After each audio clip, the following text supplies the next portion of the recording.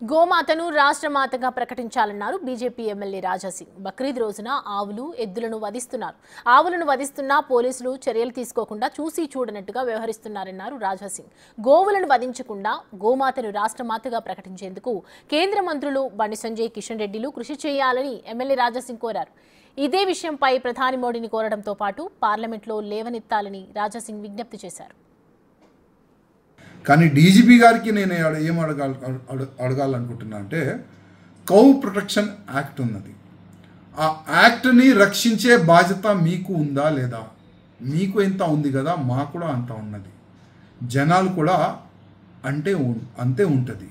కానీ దురదృష్టం, ఆ యాక్ట్ కూడా మీరు చూస్తలేరు, చట్టాన్ని మీరు చూస్తలేరు. ఎవరికి మీరు భయపడి వంగి మీరు ఇట్లా ఓపెన్గా ప్రొటెక్షన్ ఇచ్చి మొత్తం ఆవులు, ఎద్దులు, దూడలు సిటీలో పాస్ చేపిస్తాం. మాకైతే అర్థం అయితలేదు. నేను మా బండి సంజయ్ గారికి, కేంద్ర మంత్రి గారు, అదేవిధంగా కిషన్ రెడ్డి గారు కేంద్ర మంత్రి, ఇద్దరు మంత్రులకి నేను ఒక నివేదన చేయాలనుకుంటున్నా, ఒక రిక్వెస్ట్ చేయాలనుకుంటున్నా. మీరు ఈ పార్లమెంట్ సెషన్లో గోమాతని రాష్ట్రీయ మాతగా ప్రకటించడానికి ఒక బిల్ పెట్టాలని మా ఇద్దరు మంత్రులకి నేను రిక్వెస్ట్ చేస్తున్నా. అదేవిధంగా ప్రత్యేకంగా మోదీ గారికి మీరు రిక్వెస్ట్ చేయండి.